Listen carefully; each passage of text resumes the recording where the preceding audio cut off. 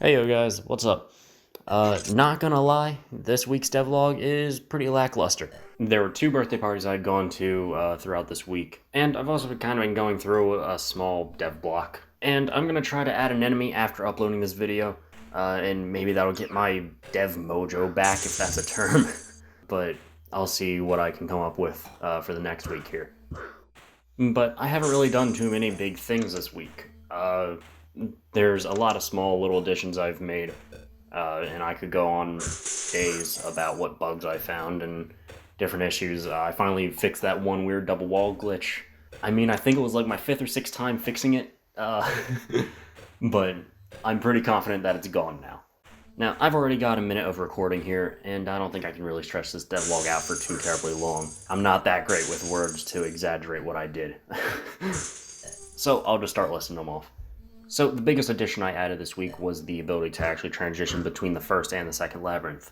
This is done through defeating Terror in the first labyrinth, and instead of him dropping that nothing item, I now let the Siren drop that item, and you're immediately teleported to the second labyrinth. Now, the transition is pretty quick as it stands, and I'll need to tweak it some more. And of course, as you transition to the next labyrinth, your weapons, items, and your different stats are all in place, and your timer is not reset. So there's now actually a small challenge with the timer where you gotta beat both the labyrinths in 20 minutes. This might get a little too tight on the timer once I add more labyrinths, but that's something that we'll worry about when we get there.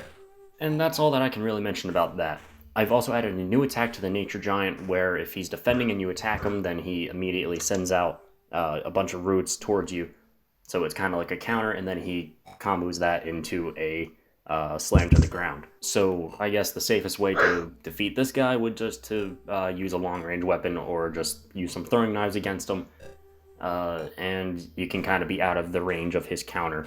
And speaking of the Nature Giant, I've also added some more code so that I can have more than one enemy per piece of labyrinth, which is important because the second labyrinth has much larger pieces, and it was kind of feeling scarce. It didn't really feel like there were many enemies at all, and I fixed that by adding the possibility of up to like 3 or 4 enemies per piece. And I've also made sure that this doesn't apply to the pieces of labyrinth that have an elite enemy on them.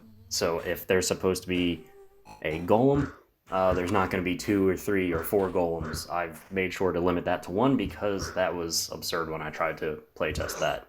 I was getting blasted to Timbuktu through all those golem shockwaves, so I had to put a limit on that. And there's one other addition that I had added here, and that was the weapon spawning. Now in the first labyrinth there are these little weapon racks, and they just have a weapon on them. And now I've made it so that in the second labyrinth there's actually rocks instead of those weapon racks, and then the weapon is just impaled inside the rock, or just jammed into it. It fits a lot better. That's really it. But I like it. I think it's kind of cool. And I think that's actually everything I wanted to talk about in this devlog. That's everything I got done. It's really not terribly much, and I plan on adding some new enemy tonight, tomorrow, and then I'll talk about that enemy in the next devlog. And hopefully by adding that enemy, like I said, I can get my dev mojo back, which is important. And earlier when I mentioned a dev block, I will say that I feel a lot more prepared this time around because of these weekly videos. There was a 2-month period where I found it very difficult to actually develop anything, and I definitely can't go through that period of time again because of these weekly videos. So I'm definitely keeping up with these weekly videos, even if they are less than ideal, like this one. But they're at least keeping me in check. They're making sure that I develop something. That's really the bottom line here. And with all that said, I think I'm going to close out this devlog. I'm uploading this on April 12th, which is Easter, so if you celebrate Easter, I hope you have a happy holiday, and that's it. I'm going to leave a whole bunch of links in the description. Thanks for sticking around, guys, and stay safe out there. I hope you guys have a good day. Bye-bye. And also, for those who care, the torches aren't nearly as deadly now, because I've gotten several complaints about those, and I guess I never really realized how dangerous they were, or just how much of a run-ender they are. So thanks to all those guys who had suggested that.